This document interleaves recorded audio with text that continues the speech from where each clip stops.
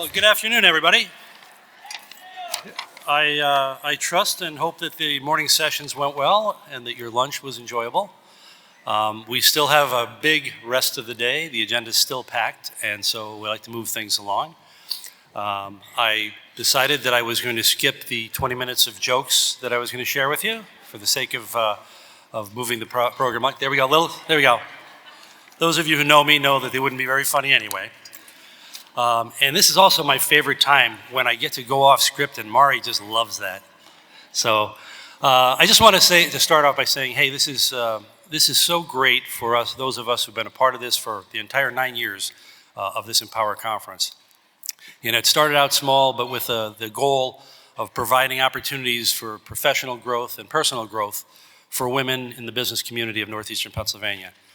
And obviously, take a look at this. You know, this is, I think, the third year we've had to be here at Kalahari because we needed to deal with something with a larger room. The numbers are staggering, well into the 800s of individuals who are here today. And it's a testimony to both staff and our sponsors and our partners. And I just wanted to share something quickly with you, again, before I get the hook. I think probably the second or third year of this, I talked about the fact that on the Chamber of Commerce Board of Directors, some people used to talk about it as an old boys network. And at that point, I'm going to say 5-6 years ago, we were at a juncture where the number of women and men on the board was virtually equal. And so we're not an old boys network, and we're not old, not just not boys, we're not even old.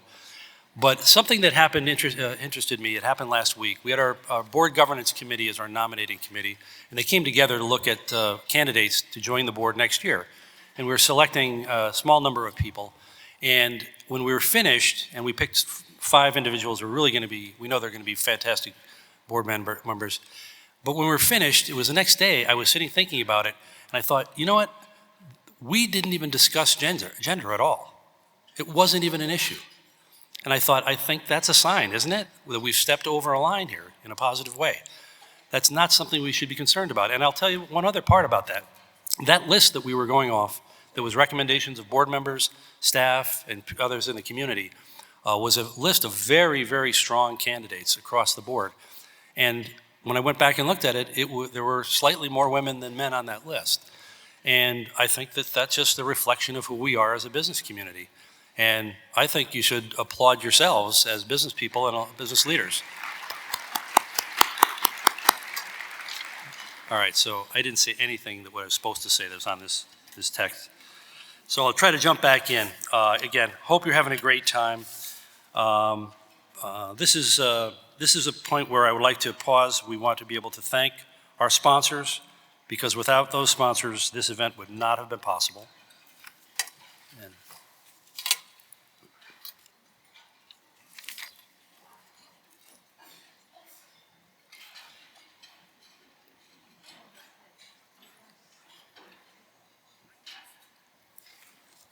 And again, can we have some applause for the sponsors?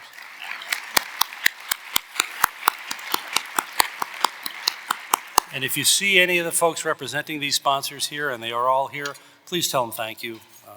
Without them, we couldn't make this happen. And again, as I said earlier, I want to say thank you to our chamber staff, who really do a fantastic job. Likewise, our regional partners, the other chambers of commerce that are a part of this operation. Again, without you, we couldn't make this happen. All right, a few housekeeping notes before we get started for the afternoon. We hope you're taking advantage of the Instagram walls and photo booth out front in the marketplace. Remember to use the hashtag EmpowerNEPA when you're posting your photos, and please do that. Post plenty of photos, it's exciting. Number 2, hopefully everyone has downloaded and is embracing the Empower app. Wova, I can't remember how to pronounce that. Remember, it's a great tool, and beyond just the agenda and session management, there are network features that can also connect you to other attendees. Also, remember the Fidelity Vendor Marketplace and the Highmark Wellness Studio. They're open and offering amazing products and services. And I heard from so many people about the sound therapy in that session, so that's a winner for everybody today. Small businesses are the backbone of our chamber. So remember, so many of those businesses that are represented out there are small businesses. So please support them today if you can. And finally, we're pleased to announce the date for Empower 2025. So please mark your calendars for Thursday, April 24th, 2025. And again, thank you very much for being here today, and I hope you enjoy the afternoon.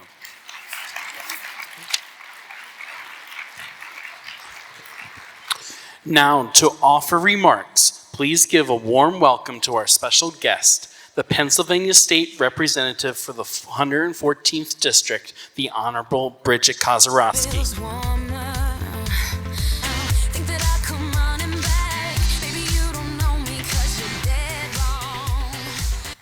Hello, everybody. I wanted to hear what my music was before I came out on stage here. Well, welcome. I just arrived shortly ago, and I pulled into this parking lot, and I had immediate tachycardia. This place is jam-packed with a ton of cars. So I'm thrilled to be here with all of you. My name is Bridget Malloy Kozarowski, and I do serve in the Pennsylvania State House. I also got here and sat down at my table and realized that Dr. Lauren has already spoke before me, so I purposely didn't come because, she can be a bit of a rock star. My daughter, Anna, and Dr. Lauren's daughter, Ava, are roommates together in college. And every once in a while, I'll hear my daughter say, "Did you see Dr. Lawrence?" I go, "No, I can't. I'm not looking at it. I didn't see it." So it's a wonderful, wonderful group of attendees here today. And again, I'm so grateful to be honored, and I'm honored to be here to speak to all of you. And I know the theme today seems to be one of purpose. And I know no one really. If you're born with your purpose and your pathway, then you're a pretty amazing person, because I think our pathways and our purposes change with our life experiences. I say to a lot of people, I never ever imagined that I'd have this House of Representative pins on a blazer after wearing scrubs for 30 years. Many of you know that I am a nurse. I'm a registered nurse, and I worked in hospital settings most of my career. I worked in operating rooms and recovery rooms, worked with lots of surgeons and lots of high tech, lots of learning institutions, academic medicine, and it was an unbelievable career, and I loved it. But I think sometimes I'm here now, where I am now and what I do now, because of the experiences I had in healthcare and what I thought needed to be changed in healthcare, and my own experiences with my own family and my own children in healthcare. So, I'm very fortunate to be able to have run for office and been elected into the State House and bring my perspectives to things that affect all of us every day. Now, I know everyone is probably exhausted by politics and listening to everything on the news, and you can't get away from it. But I do think that when you think about the hierarchy and you think about the presidency and the Senate and the Congress, where I get to work in the State House, I think affects everybody's lives every single day. There are so many things that we do in our everyday lives that come right from what we in the House of Representatives do. And there's 203 of us that work there. And there's 203 of us that represent all different parts of this Commonwealth. And I think it's really important to have perspectives of different kinds of backgrounds. And I think that this room, and I'm looking out at this room, I can't even imagine all of the stories if I went table to table and listened to all of the stories and how you got here, because you're here for a reason. You're here because you care. You're here because you have motivation, because you want to learn, and I think that's the most important thing. If anything, every day I certainly learn something. Some things I don't want to know. Some things I was like, I wish I didn't have to deal with that or know that, but every single day I think it's so important to be able to keep your mind open and know that there's pathways. Again, mine is so different. I didn't grow up in a political home or one that spoke about government, or we just didn't have that in our background in our home. So this path that I got to really was something that just happened because of circumstances, because of choices that people encouraged me to do. And when I say that, I mean women. I mean women in my life. I'm really blessed. I have a really large family. I have a mom that's one of 12, and she is an unbelievable mother, and she's an unbelievable, truly an advocate for women to do things that may not be in their comfort zone. My mom had 6 kids. She stayed home. She took care of all of us. So she was really that typical, stay-at-home mom that really took care of her family and her laundry. I mean, I will not make a bed without change sheets without putting them out on the line. If my sheets are not on the line, she does not believe in putting sheets in the dryer, so I'm like petrified she's gonna pull into my driveway and see that my sheets aren't hanging out on the line. It was the thing she did in Southside in her the clothesline that was really something that, her mother taught her, she did, and it's kind of, we just chuckle about those kind of things sometimes. But when I did run for office and I did decide to do this, I remember going to you got to go to all the stops and you have to visit lots of restaurants and diners and, spaghetti dinners. And I remember going to a table of, there were a bunch of elderly gentlemen sitting at a table, and I introduced myself and I told them who I was and what I was doing and, how I was running for office in the State House. And this, I'll never forget this. He kind of went like this to me. And he said, "Now, where are you going?" And I said, "To the Capitol. That's where I'll be working, in Harrisburg." And he said, "Well, how are you going to get there?" And I said, "Well, I'm gonna drive on 81." And he could not believe that I was actually going to drive to Harrisburg, leave my my kids and my family at home for 2 or 3 days when I'm in session. And I did laugh to myself, because I thought it's just, there's so much progression that has happened over the last 30, 40 years of different, because that's something that I don't think women of my mom's generation would ever entertain doing. I don't think that they would entertain doing something that was so, dominated by men. I remember when I was a nurse, at the University of Pennsylvania Hospital, I remember being so enamored with one resident. She was a female anesthesiologist resident, and she was the only one in her class. And I remember thinking, this woman is kind of a rock star. And I asked her, I said, "Well, how did you get into, why did you medical school and go in?" Because as, my field was dominated with women, and the women that were, the nurses and most of the physicians were men. And she just said that she had a really supportive preceptor. She had a really supportive science teacher. And I think that really does go way back to that teaching and age group that we really have to remember to give girls and youth, just in everyone. I mean, it's just not girls, just people that need to have a little extra oomph, a little extra push, and I think everybody needs it. I certainly did. I'm certainly a product of having somebody believe in me, because I did not think I could do this. I love what I get to do now. I mean, the learning curve was very high, believe me, when I arrived to the Pennsylvania State House. But I had really good people, and I think that that's the message. Like, what your purpose is and who you are around and who you surround yourself with and who you listen to and who believes in you, I think is something that, I think blesses all of us. And I look around in this room and I know that you all have that, and you'll give it to others, and you'll take care of others that want to succeed. And I think that that's something that is helpful to a whole gamut of people. Now I have constituents, and I call my constituents, sometimes I call them patients, because as a nurse, that's who, we take care of our patients, and sometimes it's interchangeable. But I think what I did in my past life and what I do now as a state representative, I think it is taking care, reaching out, and making things better for people, easier access, and giving them resources. Resources are something that, none of us can get to the finish line without resources. And I think that that's something that here in this room is such networking. All of these vendors here outside are such wonderful groups of people that really wanted to do something better, to better themselves, to better their families, to better their community. And I'm really blessed to be in this room. I always think back to, I have 4 children. I have, like I said, one is in school with Dr. Lauren's daughter. I have 3 in college and 1 in 8th grade now. And I think my 8th grader not having me around the most, because I was, more present with my other 3. I think he's like the most resourceful, the best. I think he's doing pretty well.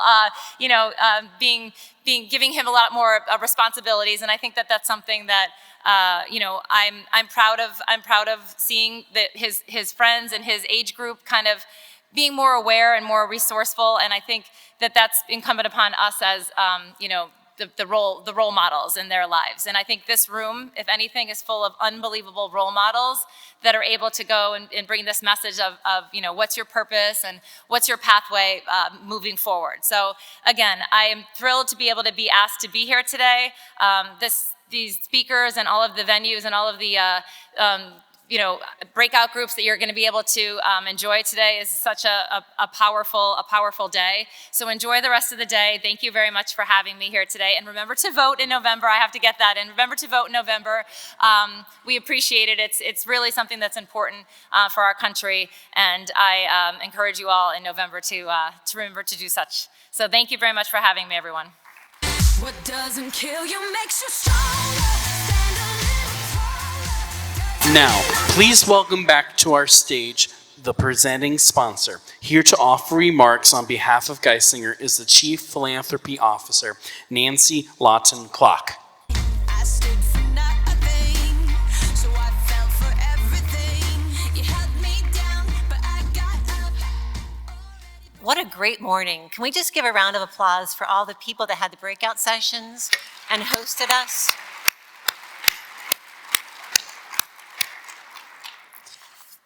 The one thing that I noticed that kind of ran through some of the sessions that we were at, going back to Dr. Hazori's, was the meaningful connections.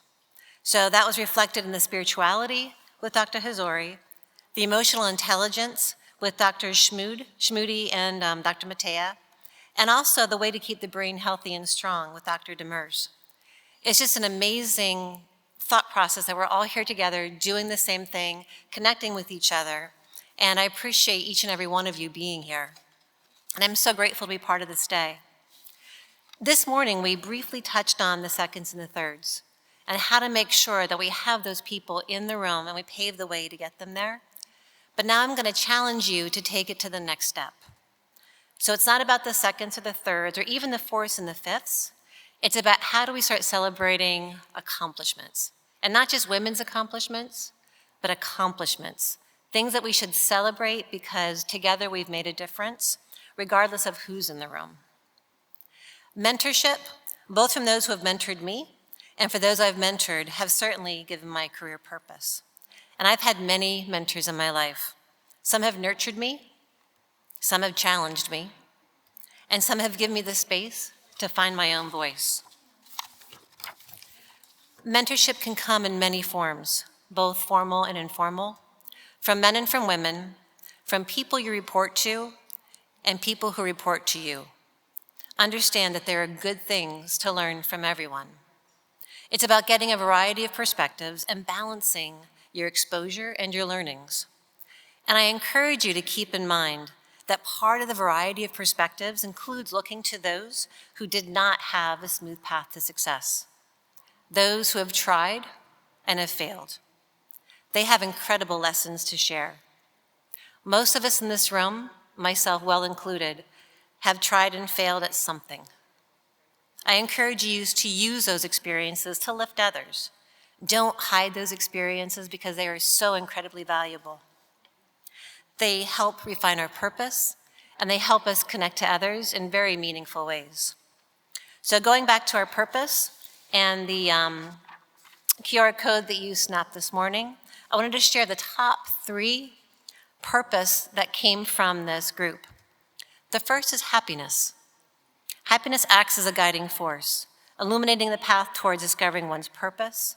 When we're happy, we're much more apt to explore things, take on new challenges, meet new people, and embrace life more fully. Helping others. Helping others instills a sense of purpose beyond personal gain, shifting our focus towards collective growth and fostering a greater sense of meaning in our lives.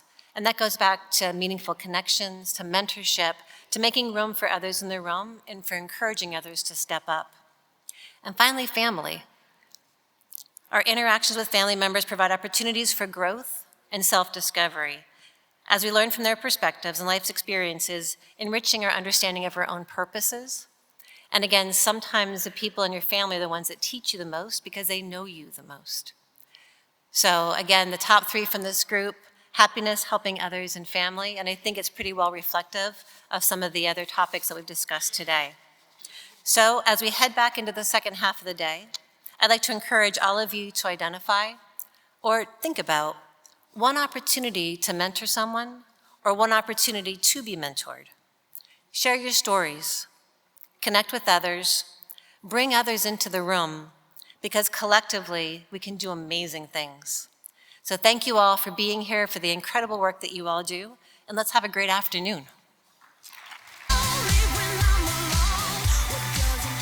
Ladies and gentlemen, please welcome our teen program sponsor, the Vice President, Director of Sales, Marketing, and Digital Banking for the Honesdale National Bank, Elizabeth Nagy.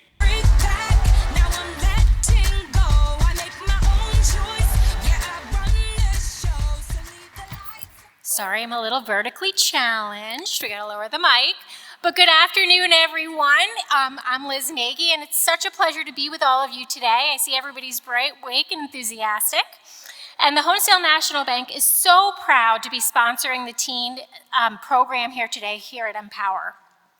At H&B, I like to believe we have a little bit of teen spirit. What do you think, team? Yeah, so since 1836, we have been championing the provision of financial resources and guidance to everyone at every age. But we believe in driving all different types of individual success journeys and are drivers in change in so many ways, in so many industries, and so many communities. We couldn't be more appreciative of the opportunity to be here championing an initiative that hits very close to home for us. Our employees truly believe in that next generation, and we are so glad to be a proponent for their success. Launched in 2023, the program was established to inspire the next generation of leaders. Joining us today are more than 60 teens who aspire to be empowered and further develop their leadership skills. They too want to find their purpose as they embark on new adventures and bright futures. These students hail from public, private, charter schools based across northeastern Pennsylvania. With help from our friends from Leadership Lackawanna and Leadership Northeast, the program is marketed to all schools through superintendents, teachers, guidance counselors, through parents, and all of you. This year, the teen program has its own track, crafted specifically to meet the needs of our teen participants. Breakout sessions include topics like social media, financial literacy, self-esteem, and authentic self. All students have been assigned to an adult mentor to help them take advantage of all opportunities presented at Empower and beyond. And since we're doing some wellness initiatives, these kids have had quite the amount of exercise, but we're gonna ask all of those mentors and teens to stand again. Could you all give them a round of applause?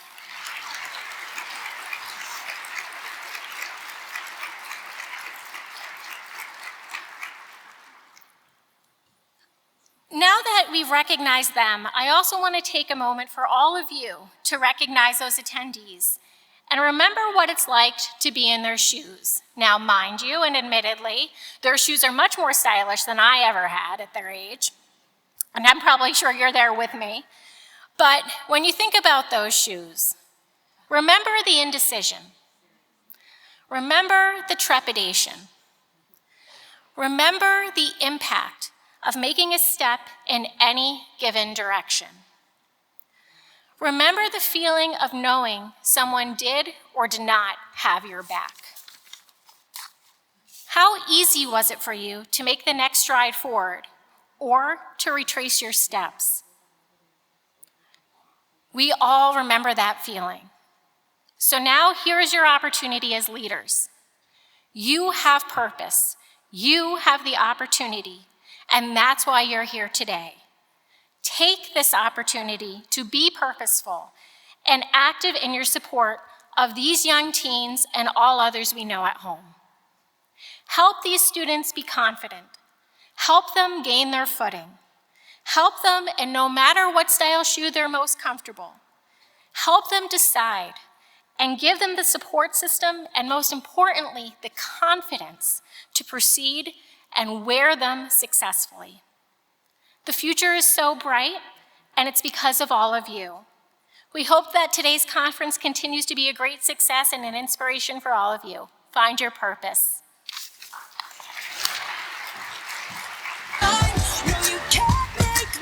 Now, please welcome our lunch sponsor.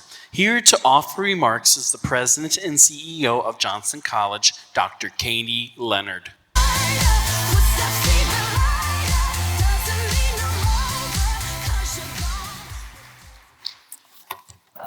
I'm so channeling my inner rock star right now, as I hope you all are too.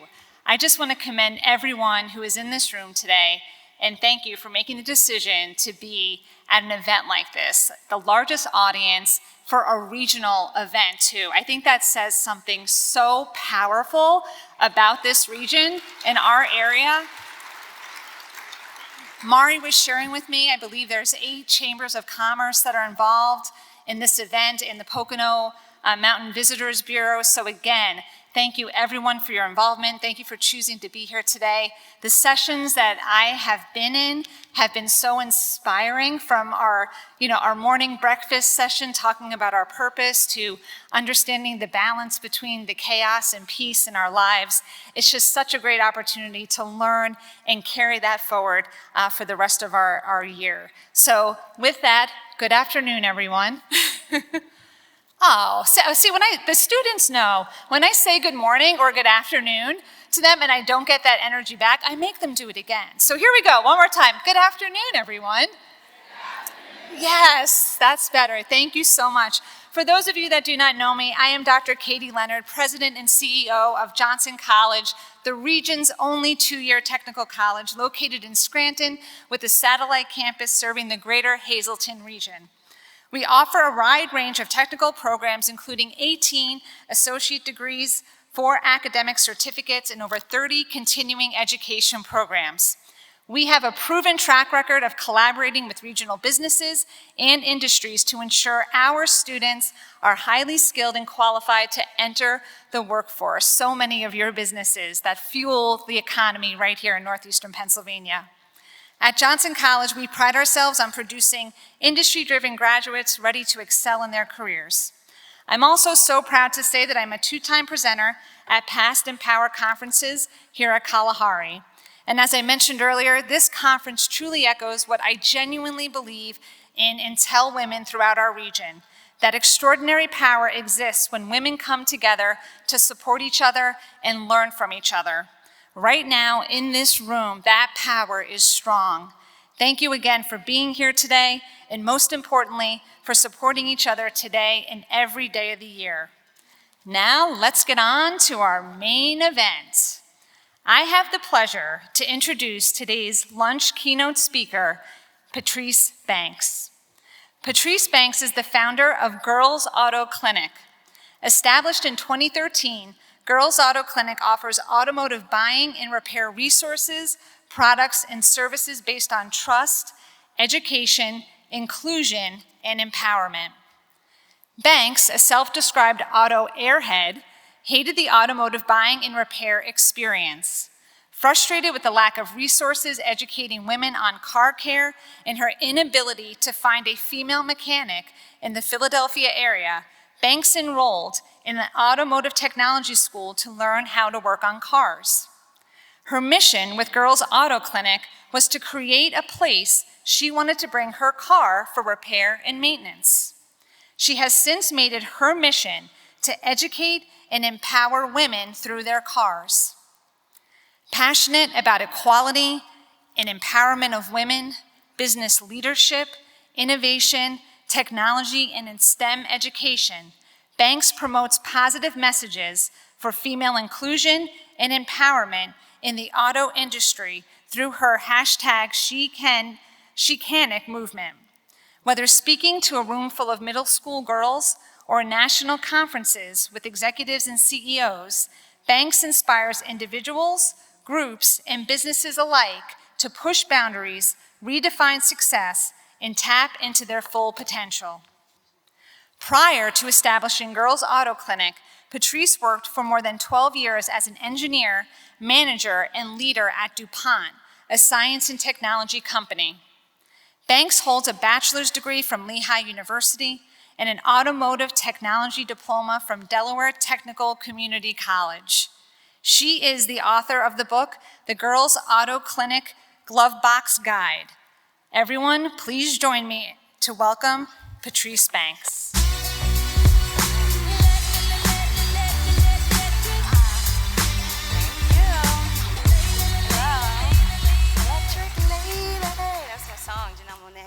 How we doing, ladies and gentlemen? It's an awesome introduction, right? I love listening to it. Like, I'm pretty awesome. It sounds wonderful. I'm so excited to be here today to talk to you about my Chicanic, you heard the word Chicanic journey, and how I went to found and build the #1 woman-trusted automotive business, Girls Auto Clinic. I'm currently an auto shop owner and a mechanic, and a lot of people think that that means that I grew up in cars or that my dad was a mechanic, but that's not true. I'm actually a single mom. My mom is here today, and we didn't even have a car growing up. We were lower class, poor. We had to take the bus or walk first. In fact, the first person who had a car in the house was me when I turned 16. And I called myself an auto airhead. In my 20s, as I mentioned, I was an engineer. I worked for DuPont as an engineer. And I was extremely empowered at this point. I owned a house, I had a car, I had a great career. Couldn't tell me nothing. I was one of those girls that was like, I don't need a man, right? Very empowered. And this was when like women's empowerment was really starting to take off again in the 2000s. But I called myself an auto airhead when it came to my car. And what does that mean, right? Usually it meant that I didn't take care of my car well. Didn't like my experiences going into the mechanic or trying to buy a car. And I didn't take care of it. I didn't know how to take care of it. I was like a turn the key and go type of person. And I can put gas in my car, but I don't even like doing that. I'm from Philly, and I would drive to Jersey. Did you know they pump gas for you in Jersey? Yeah, I would pay the toll just to do that. So I avoided going to the mechanic. I thought I was going to be shamed for not taking care of my car. I thought I was going to be upsold on stuff that I didn't need, right? So that made me an auto airhead. I didn't understand how to really deal with my car when things happen. So the dashboard emoji, I call them emojis now instead of dashboard lights, because we had this young girl call and say, my dad said my oil change emoji is on. I need an oil change. And I loved it. So dashboard emojis, anytime they'd pop up, I'm like, oh, I just ignore it, cover it up, maybe it'll go away. And then the big doozy, right? My car doesn't start, I have a flat tire. What do? You wanna know the first thing that I would do? I would call a man, right? Turns out I do need a man when it came to my car. And that wasn't very empowering for me as an empowered woman. So I started looking for ways to empower myself with my car. And I hop on Google, I'm gonna find a female mechanic. She's gonna teach me about my car, I'm gonna have better experiences. And I Googled female mechanic. First thing that pops up is the 10 top stock images of women mechanics. So can you imagine what those look like? The beautiful women in bikinis next to muscle cars. Or they've got, kind of a stock photo of like a woman with like grease on her face, not really authentic, holding up a tool next to a tire that you would never use as a mechanic. Nothing relatable, nothing authentic, nothing empowering did I find. But as I was on the internet and researching, I learned that women are the #1 customer in the automotive industry. Did you ladies know that? Did you gentlemen know that? #1 customer. Since 2012, more women hold driver's licenses than men across all age groups. I know that scares a lot of guys because there's more women on the road, but the future is really female. Women influence up to 95% of car buying decisions, right? The car we buy for the family is usually the car the woman wants. We're 67% of auto repair. Yet, 85% of women feel like they're taken advantage of. They feel mistreated. And I'm sure there's a lot of women in here that have stories of feeling like auto airheads or being shamed with their car or not liking to go to a mechanic or thinking that they need a guy. Women spend $200 billion a year buying and repairing cars. To me, that was power. You mean I'm the #1 customer? I have all of this money and power? Why am I having these bad experiences? Why don't I feel more confident about my choices? Why don't I feel like a smart driver?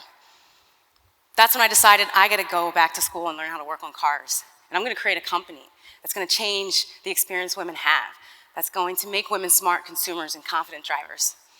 And I went back to school in 2012 maybe? Automotive technology, University of Delaware. I'm working for DuPont during the day as an engineer, and I'm going to school at night to learn how to work on cars. And I'm in class with 19-year-old boys, and I'm terrified. I'm an engineer, I'm a manager at this point, right? One of the best science and technology companies in the world, and I'm going back to school to learn how to work on cars, and I'm scared and intimidated because I've never touched a tool in my life. I don't know anything about cars. And what's crazy, because I told you, I call myself an auto airhead, but I'm an engineer. And even as an engineer, this is the story that I'm telling myself. It's not for me, it's just for the guys. Horsepower and turbo, those words go over my head, right? And I believed that story as well as I'm going back into school. And because I didn't want to look stupid, I didn't want to say something dumb, I didn't want to make a mistake in front of these young boys, I started to make myself small. I wasn't asking questions. I wasn't leaning in to learning. And we used to work in cars in like groups. And it'd be me and two other guys, and I would just kind of stand there while they were doing the thing and, joking around and breaking stuff all the time. And I would just look and, watch and observe.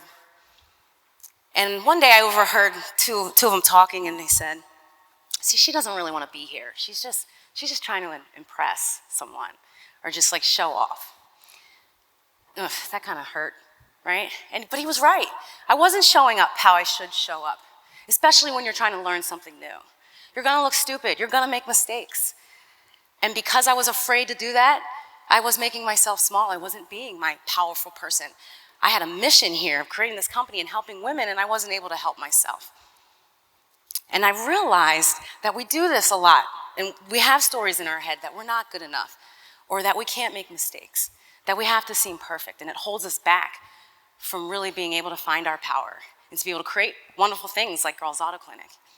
And when I realized that I was doing this, I said, I have to stop.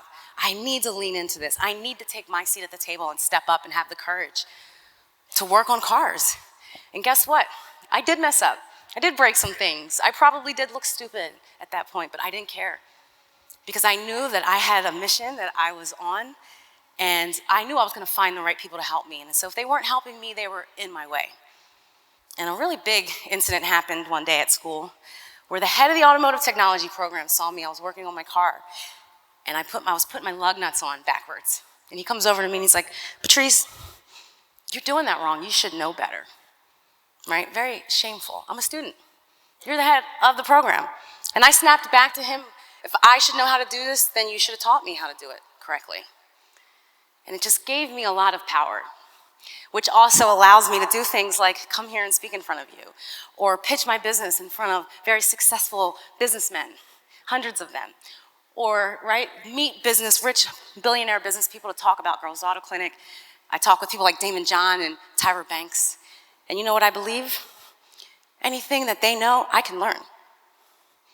I'm not intimidated anymore when I meet these people. I know that I'm here on a purpose and to help and to create something that's wanted and needed.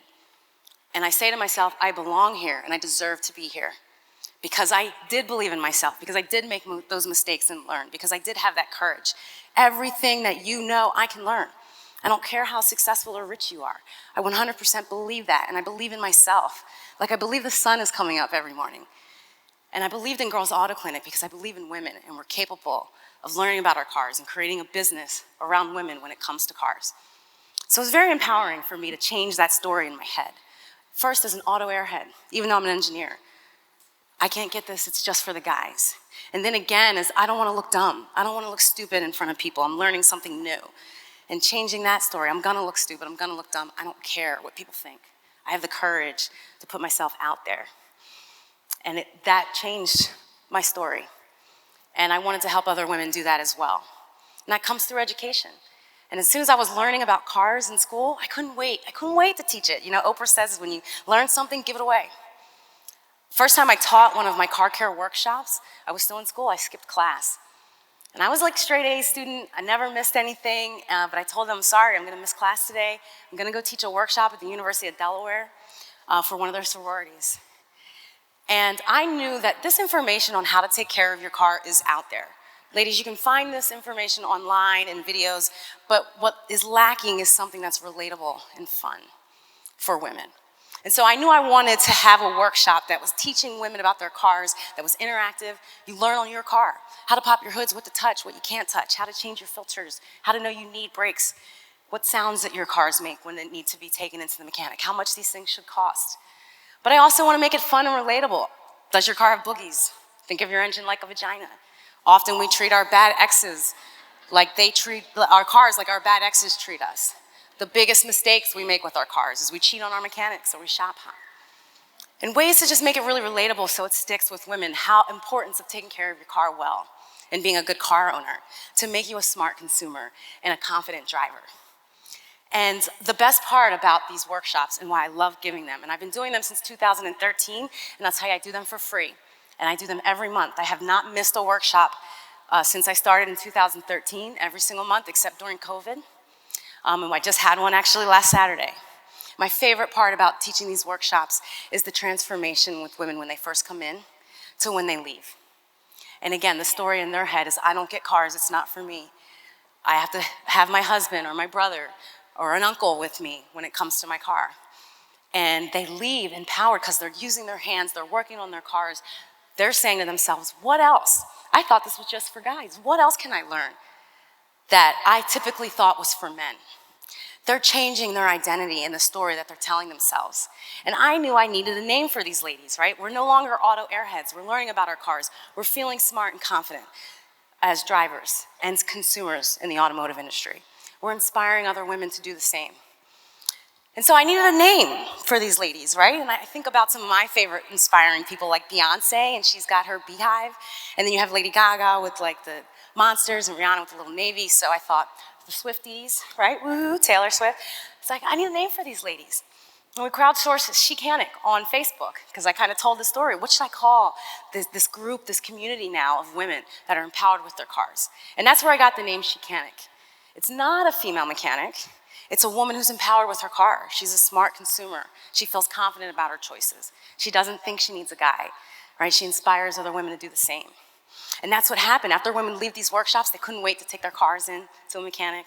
They can't wait to test their knowledge, to talk to their husbands about it and what they learned. And I started to build a community around these women, and I call it my Chicanic community.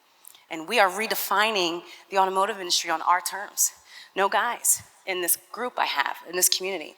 It's on Facebook. How many of you are on Facebook?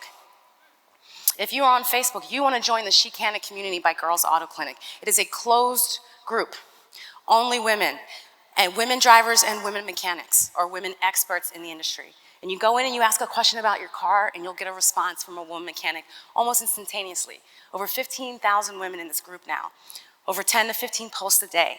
And it's so empowering, I love it. It's one of my favorite things I've created with Girls Auto Clinic is to give women a space to come and learn about their cars, not be intimidated or shamed about what they don't know or what they have done with their cars, not being afraid to ask a stupid question. I get this in my workshops all the time from women.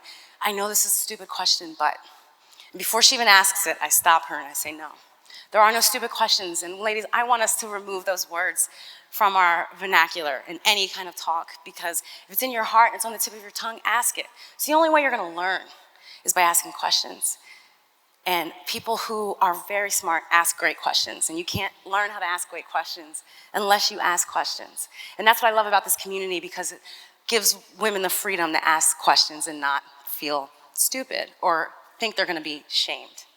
So it'll definitely be one of the best Facebook groups that you join. We don't just ask questions, we share funny memes in there, buyer bewares, our triumphs. When we change our own oil, we're all rooting and cheering for each other, sharing photos. I love it, it's a great space. So, if you don't have a man, or you don't think you don't need a man with your car, definitely join this group because you'll be a great addition by asking questions, but also helping other women. Hey, this happened with my car once, here's what I did. Right, it's really about being a community. So again, Chicanic community on Facebook, it's a closed group. You have to join. Now in 2015, I gave a TED Talk. It was called, How I Plan on Disrupting the Automotive Industry in My Red Heels. Now at the time, I didn't have a shop. I didn't know one female mechanic. And I'm talking to the world of TED so boldly, I'm gonna disrupt the industry in my red heels.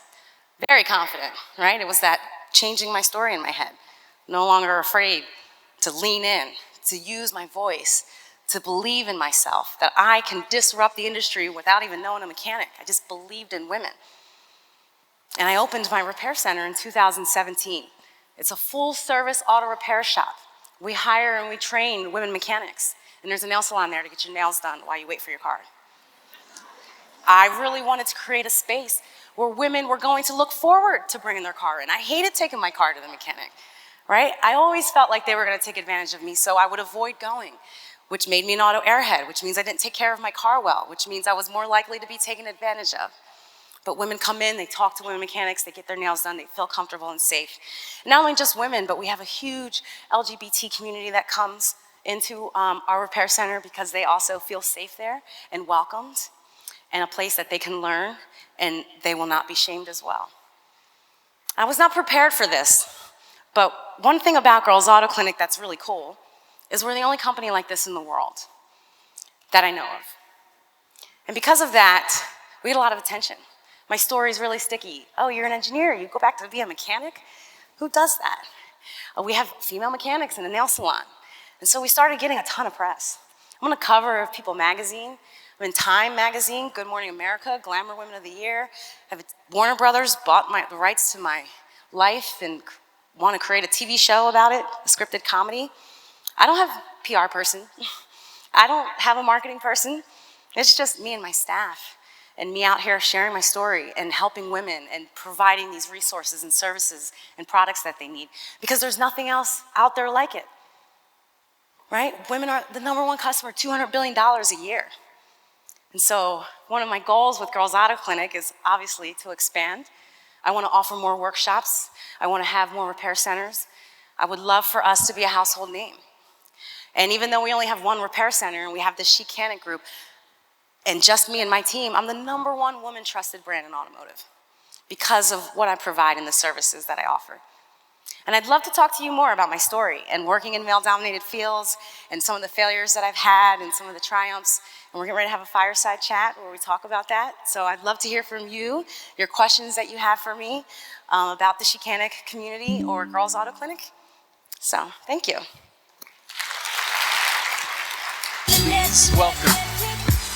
Please welcome back to the stage Dr. Katie Leonard. You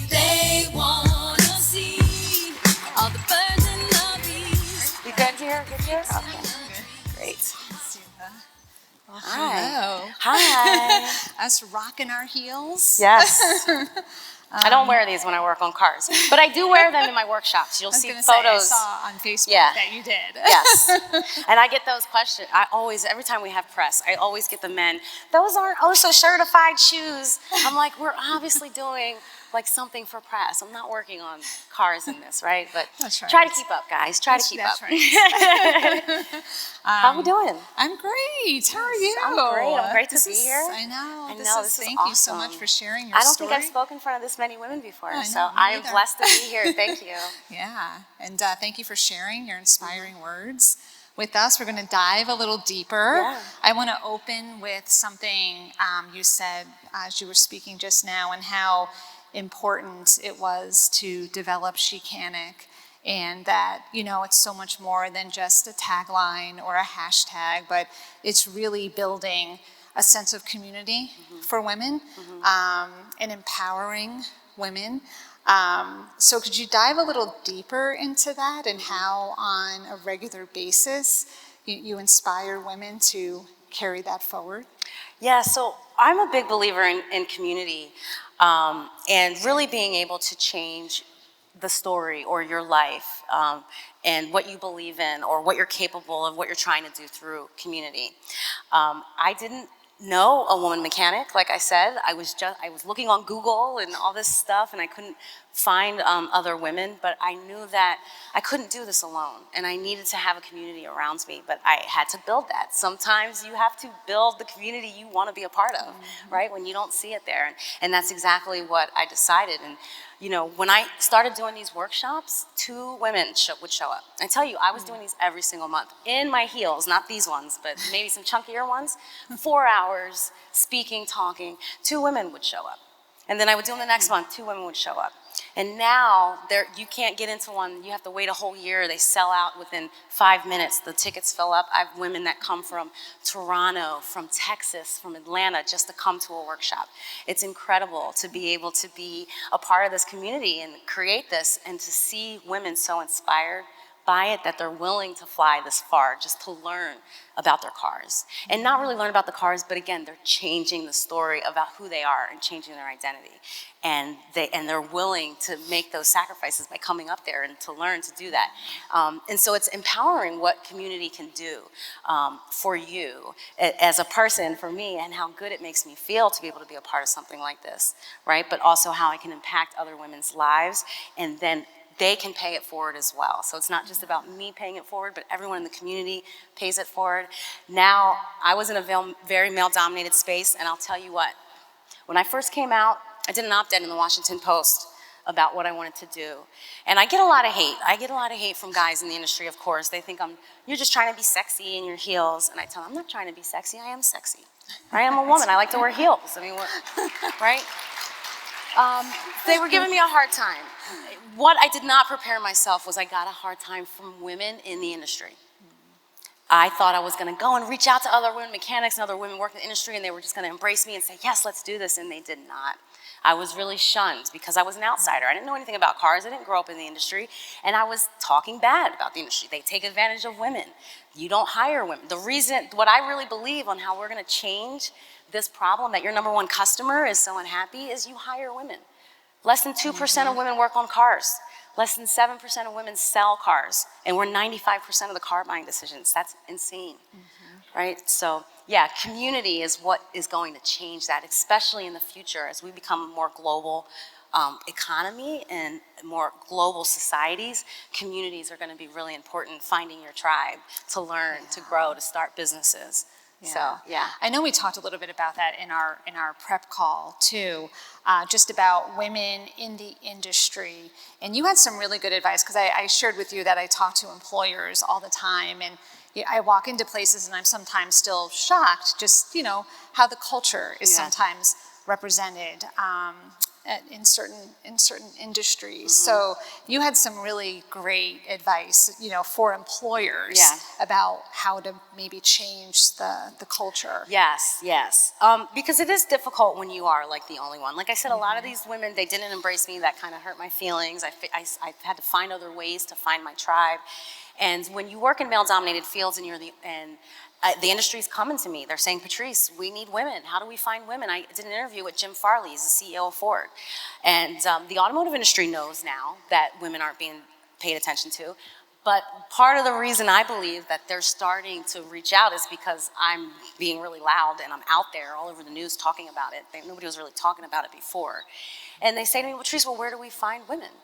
And ironically, I get women email me every day from around the world. Patrice, I want to work on cars. I used to work on cars, or I used to work in the industry and I don't, and here's why.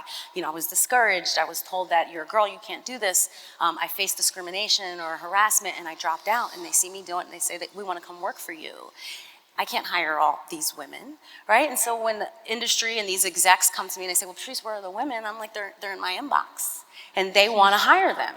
The problem is I don't want to send these women out there, my community, into these places, and it's still not going to be an empowering space. Because often what they think is diversity or DE&I is, okay, we have one woman here. But you're setting her up to fail when you just have one woman. Because again, you need community. You need community, and you need to have at least 3 women if you're going to work, if you're going to have a space where you're trying to grow and make a great environment for women to work for you. If you really are invested in having more women be in the automotive industry, they should be hired in positions of 3 as technicians, or if they're working it as an advisor in any business. And there's a lot of statistics around that show the importance, whether it's the automotive industry or not, if you have women on boards, right? If it's one woman, they're not going to really pay attention to her. She's not going to have a lot of power in her voice. If it's 2 women, they're going to think they're in cahoots, right? They're working together. We still don't believe it. But if it's 3 women, then you have consensus. So it's very important to be intentional about hiring women. And I personally think that's all you need to do. Because guess what? Women are smart. We'll tell you what we need. We'll tell you what you need to do. And we're going to help you transform your company to be more relatable for women and to be more empowering to women, so you'll get more women that work there, which will bring you more women customers. Right. A lot of them think, oh, I have to have clean locker rooms and clean bathrooms, and we've got to train all our staff, and they want to do a lot of kind of performance things versus hiring women and put them in positions of power. That's it. Yeah. We're smart, we're capable, we'll figure it out. And I'm blunt with it, but that's what I truly believe. Yeah, and then ask them, right? We talked about that in a session that I attended earlier about if you want to know how to change the culture or get people more involved, just ask them. Yeah, hire women and ask them what we're going to do, what can we do to make you feel more comfortable, and that's going to be really important. Not just having women as technicians or in any male-dominated field at kind of the lower level or the shop floor. Change happens from the top down. They need to be in positions of power. And I love kind of telling this story. When I first opened, everyone told me, you got to hurry up and franchise and expand because Pep Boys or someone's going to come take this idea and run you out of business. And I said, absolutely not. Right? Like, what are they? They're going to turn it pink and call it Pep Girls. And I said, women are smarter than that, one, right? Because in order to really change that culture, you have to hire women and put them in positions of power, and that starts from the top down. And you need people at the top that are going to buy into that. And that takes a whole cultural change, which doesn't happen overnight. And like I said, the repair center has been open for 7 years. There's not a copycat of anyone doing anything, because it's not easy either, right? But it takes a lot of investment in what you're doing, and not just, like I said, the shop floor, but really getting women up there in those positions of leadership and power and having people see them in those spaces. That's right. Thank you. And you're just so wonderful at using your voice to just create change. So what advice would you give to women, and how would you maybe encourage them to even find their voice? Yes. So I talked about a little bit of how you can find your voice and encourage and be encourageable, right? When you're learning something new or starting a business or putting yourself out there. And it's about having the courage to look dumb and mess up. I do that all the time, and that's part of being a business owner. You have to be willing to look stupid. You have to be willing to fail in public. But one of my favorite people, and she's got a bunch of books out on the table, just like mine are. So if you get a book, I'll sign it for you. Brene Brown. She talks about being in the arena. You guys have heard about that, right? You're in the arena. I'm in the arena fighting lions. I'm not on the sidelines being critical, right? I'm in a better position, and it's so, again, changing that perspective. You don't look dumb, actually. You're learning. And you're growing more than this other person that may be ridiculing you for looking dumb. So how do we change that story in our head? Is I don't care who's watching me.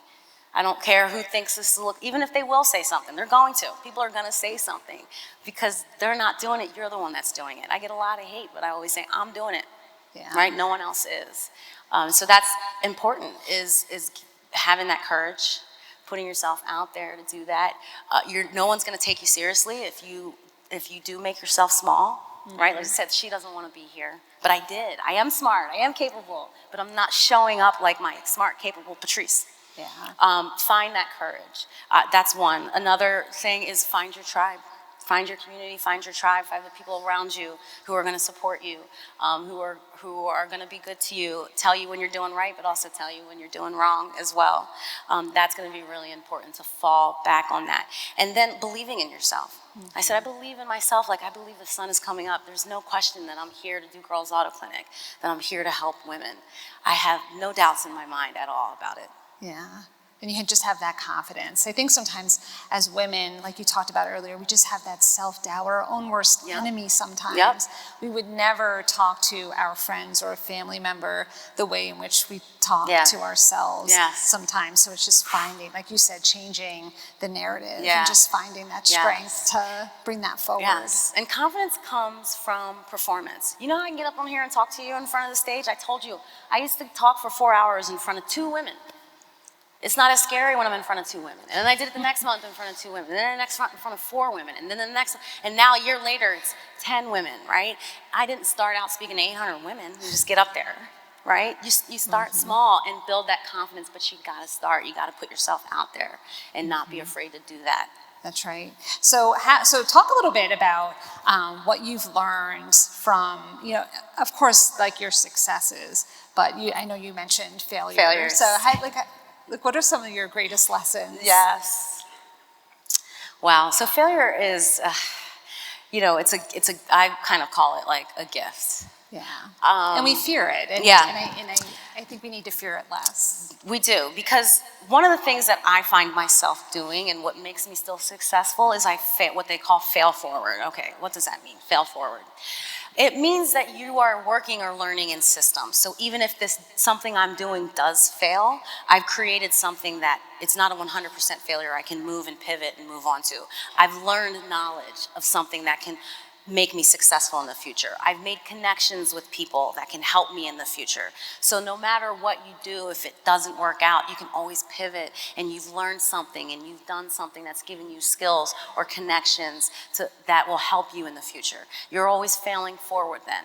And that's why failure is a gift, because you can learn what's for you, what's not for you, what you're good at, what you're not good at. One of my biggest failures is we started out at Girls Auto Clinic with all girls.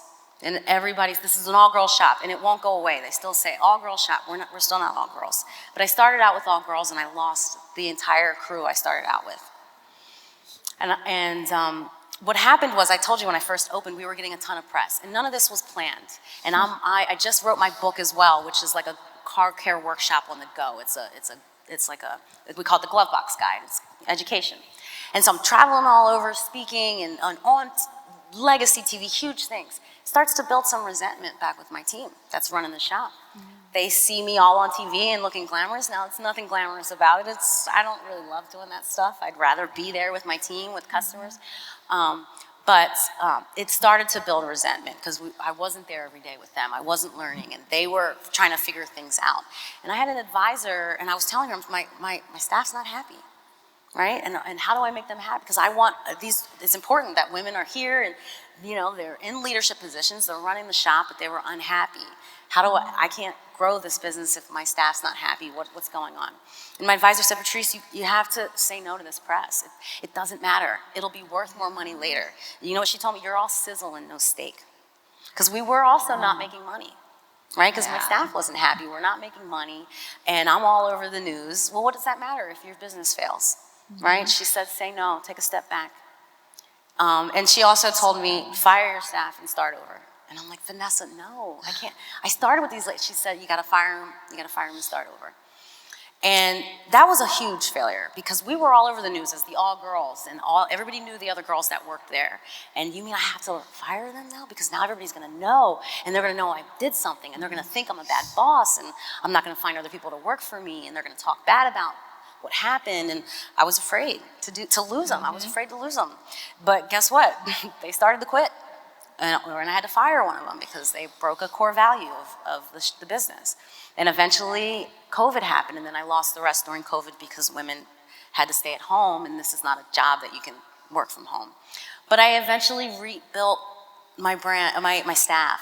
We do have 2 guys that work for us, because it's hard to find women techs. It's hard to find women techs with experience, and you need a lot of experience to work on cars.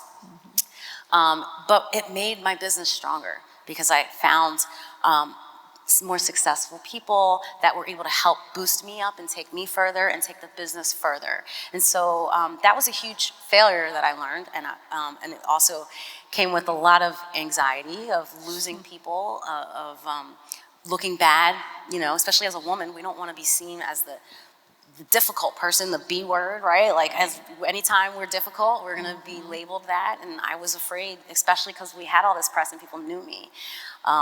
But it worked out, because again, I believe in what I'm doing. I believe in women. I'm not afraid to say that I messed up, I made a mistake. I'm not afraid to say, what can I do to be a better leader, a better boss? In fact, I think the only way I'm going to make Girls Auto Clinic successful is by being a better leader. And I personally, my core value is I want to take care of my staff. I want them to be happy when they come to work. I want them to feel good. I want to feel good when I come to work, and I want to feel happy. So I want to make sure I can build that for the women that work for me, and the men too. So taking that ownership and that accountability. Yes. Yeah. Starting with yourself. That's very important with failure, right? Is taking that ownership, taking that accountability. And most of us won't take the first step in doing something because we're afraid of failure. And you can't be afraid of failure, because you're going to fail. Listen, I tell people, the business owners, when they come up to me, like, can you give me about failure? You're going to fail. You absolutely want to get that on your head right now. And in your head, you gotta wait for what it is, and you're not gonna know. What makes you successful is how you deal with it, right? Is how you take those failures, how you deal with them, how you turn them around. And you only learn that by failing, right? That's that persistence. One of the things that I'm best at is my persistence. I don't give up. Oh, it failed, okay, let's try it again. Oh, it failed, okay, let's try it again. That's one of the things that makes me really successful, not just at Girls Auto Clinic, but in general, is having that persistence. I can figure it out. I'm gonna figure it out, right? Take that failure, what can I learn? Move on. That's right. Dig in our heels and figure it out. Yep. Ladies, listen. When I worked as an engineer at DuPont, I never felt smart. Now, there's a lot of smart people, a lot of smart men at DuPont. When I got out here, when I quit my job at DuPont to work as a mechanic, making like $600 on the table, I was like, wow, I'm really smart. I run circles around a lot of these people. Ladies, we are so smart and capable. And a lot of times we let fear and not having that courage to hold us back. And I really love talking about this because I know we're capable of doing some very powerful things if we can change that story. Yeah, and there's so much coming at us, right, that can kind of feed into that somewhat negative narrative that, like, it reinforces, like, what we're already thinking either about ourselves or about society or about a certain industry. So how do you decide, that, because it's really up to us, right? We decide each and every day that I'm either going to be peace or I'm going to be chaos. I'm going to contribute to the peace or I'm going to contribute to the chaos. So what are some of your tactics to sort of wake up every day and decide whatever's coming at you, you know what? I'm going to choose peace. So I'll tell you a story about this morning. I wake up, my family's here with me so they can kind of use the water park, and I still need to do some work. So I have to get up and I have to do payroll. I had 2 things I had to firefight today, chaos. And when I like to speak, because this is kind of stressful, I know it may look like I'm doing a really good job, but can't sleep the night before, I'm pitting underneath here, like I'm a little nervous. Can't eat lunch. So I don't like to work the days that I have to speak. I want to just kind of, calm and just do whatever, not have to worry. And I do have to run payroll because tomorrow's payroll. And so I get on my computer and I get on ADP and I'm thinking payroll is going to be about $6 or $7 grand. And they say, oh, we're taking out $20,000. And I'm like, and so I can't hit run payroll because they said they're going to take out 20. And I'm like, I don't have 20 grand in my checking account right now. No, what's happening? So I get on the phone and I'm on with them, like, what's going on? Why is this the case? And it's stuff as a business owner that you'll learn, right? Workers' comp audit, and it was wrong, and they have to redo it, but I never called them back because I was too busy, and now I got to firefight this morning when I should just be having breakfast with my family, right? And am I going to not be able to make payroll tomorrow? Do I have to come out of my pocket? Am I going to tell my employee, what am I going to do, right? Because I'm still dealing with this kind of stuff, like 7 years in, and but it's, again, I'm like, all right, kind of like, what do I need to do? What are my first steps? And start planning on how you're going to move forward. What if this doesn't work out and I can't make payroll? What am I going to do? Action helps a lot with that chaos, is kind of just taking an action forward to get out of the chaos versus just sitting there. And then maybe 30, 40 minutes later, I get a text message. Hey, Patrice, looking forward to seeing you on Sunday. And I'm like, what's on Sunday? I booked a Girl Scouts workshop. What happened is, though, I get a lot of requests from Girl Scouts to do workshops, so I confused one group with the other, and I'm scheduled for someone to do a workshop on Sunday, but not the lady who texted me. So now I'm like, oh, another problem I gotta solve and figure this out for Sunday, and I'm supposed to speak today. What am I gonna do? How long is this gonna take me? But we worked it out. We combined them because they're both Girl Scouts and they were in the same area, so we're gonna do it together, which actually works out even better.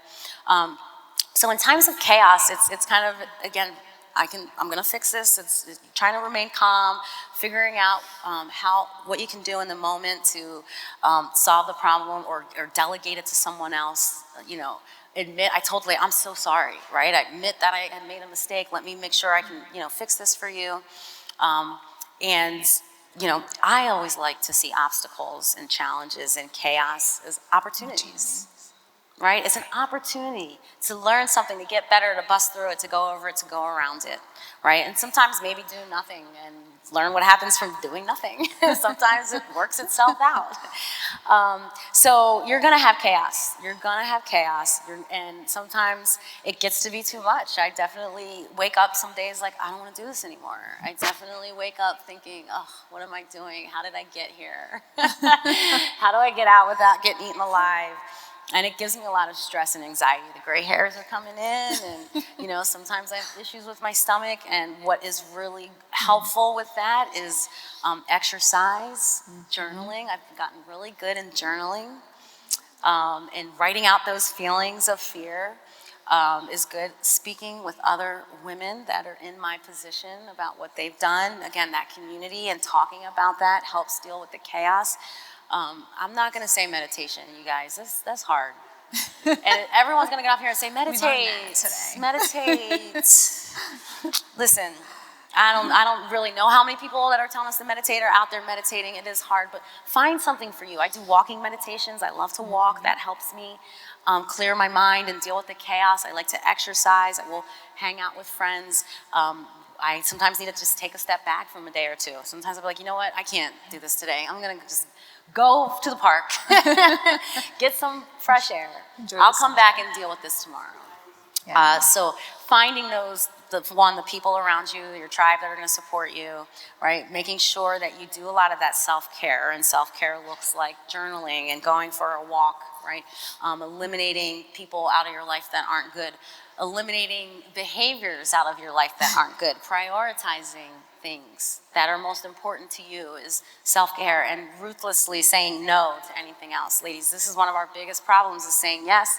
I struggle with it too, and one of the reasons I'm so stressed and deal with a lot of chaos is because I say yes too much. And I told both of the Girl Scouts yes for a Sunday, and I couldn't make it work, right? Can you share with us a couple, because you shared on the call, prep call, a couple of people that you said no to, so I'm like, well, Patrice could say no to these people. I think we can say no sometimes to. So remember I told you my mentor, her name's Vanessa, and she was a partner at McKinsey. She was a professor at Penn, MIT grad. You're all sizzle and no steak. She says you need to learn how to say no and focus on the things that are most important, because and believing that these things will come later. So that I have said no to very rich money, a really rich couple that wanted to invest in me from Colorado. They were taking me on private jets and everything, and I was kind of like, it's funny because the guy comes in, he's like, you don't understand, like, we've got money, because I was kind of telling him no. I'm like, no, I didn't want to just take any money. I wanted to take smart money. And he goes, no, you don't understand, like, we've got money. And I'm like, oh, no, I'm good, right? And then he comes back later and tells me something about his plane. I'm like, oh, are you a pilot? He goes, no, I own a plane. I have 2 pilots. I'm like, oh, you have that kind of money. Okay, maybe I'll take your money, right? But we still said no because it wasn't in the right time. They're in Colorado, which just like wasn't right. I have to say no to a lot of things like that, right? I had to say no. I've been invited to go on Jennifer Hudson, Kelly Clarkson, Sherry Shepherd. I just got an email from Reuters, from the press, Fox News. They want me to come on, like, not Fox News, but one of the other Fox News things, like something about money. And I'm like, I have to turn this down, because my focus right now is my repair center and scaling up the workshops and the repair center and finding women techs and getting them trained. And a lot of that press is a distraction, because I'm in Philly, and it's not like being on Jennifer Hudson is going to get a bunch of people coming to my shop. Like, so recently I said yes to Drew Barrymore. We were on the Drew Barrymore show like a couple weeks ago. And I got one message from that. Now, it may help with the brand. It's one of the reasons why we're a national brand, but it didn't bring me any customers in. And so I have to say no to a lot of things. I have to say no to a lot of big-time brands that want to partner, because what they want to align with is not aligned with Girls Auto Clinic. And I often think, am I making a mistake? Did I miss out? That's the fear of missing out. That's why we want to say yes. I still think that. Man, I want to meet Effie. I want to go on Jennifer Hudson's show. But every time I say no to that, I'm saying yes to myself. I'm saying yes to my mission. I'm saying yes to my staff, my current customers. And that's what is the priority to me right now, not everyone else watching at home, watching the Drew Barrymore show that can't really access me right now. So that being able to prioritize about what's important to you, and then saying no to these opportunities, and they might be really big ones that come up, but again, trusting and believing. I'll be on the Sherry Shepherd show one day. Like, I'll be on Kelly Clarkson, right? It'll come back around for sure. And then it'll be worth more. It'll be more powerful, and it'll be more helpful now. So I get a lot more customers from doing that versus 1 or 2. That's awesome. Thank you. So I think we're at like the 1 minute mark. So before I ask my final question, Okay. does anybody from the audience have a question they'd like to ask? I love I questions. can't see. I'm an I open can kinda book. see. And you can read, I'll be here. kinda I'm doing see. something with the team group later, and so I'll be hanging out if you want to come talk to me. I said, look, my books are for sale. The Glove Box, Girls Auto Clinic Glove Box Guide, I can sign them and talk to you about male-dominated fields, or if you want to be a tech or interested in hosting a workshop, sponsoring work. I need sponsors for my workshop. We reach thousands go. and thousands of women, right, with our information Yes. and people that come. So yeah, That's awesome. let's do it. Okay, so my last question. Okay. What excites you right now about the future of the industry? Wow, so you know what excites me the most, again, it's that my Chicana community, is that we really are redefining this industry for women without the men, right? It's what does it mean to be a car girl, right? It's so much fun to be able to build something that hasn't been done before, and to build it with people that believe in what you're believing in. They're working as hard as you, right? And they care as much as you. That is what really purpose is action with community. That's right. And I tell you, I'm so happy. I wake up every day like, I never thought I would be an entrepreneur. You know why? And you can even ask my mom this, because she still thinks that I'm this person who is a late riser and I cannot wake up early, and I get up at like 12 noon, because when I was a teenager, that's what I did. I loved to sleep. And I almost didn't become an entrepreneur because I thought, I can never, this late nights, early mornings, always working, always up, I'll never be able to do that. And when I worked at DuPont, I was snoozing my alarm, right, and all that stuff. I wasn't excited, and I thought, I'm never gonna be able to be an entrepreneur because I can't get up early. No, when I don't even need to set an alarm. I was up at 4 a.m. today, like my business wakes me up. I'm excited to be here. What do I gotta work on? Who can I help today? Right, so that's what just excites me, is that I'm able to build something with a community, and something that's not been done, that's new and fresh and exciting and impactful. Yes. Yes. That's such a great way to end. So if there are no questions, please everyone give it up for Patrice.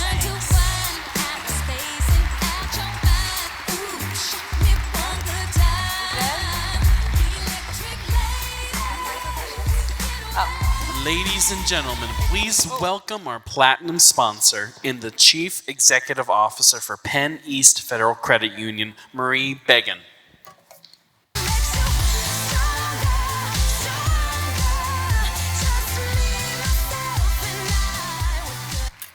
Good afternoon, everybody.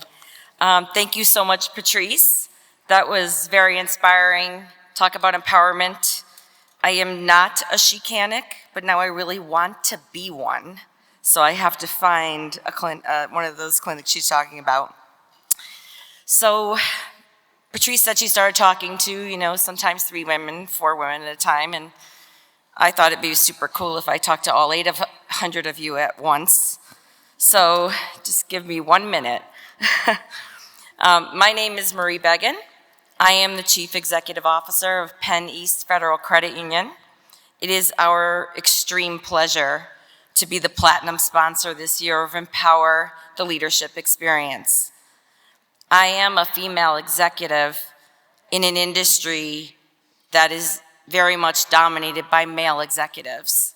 So I just want to take 1 minute and say to all the women in the room that are in the financial services industry, if you are in senior management, upper management, executive management, whatever they're calling it, I applaud you.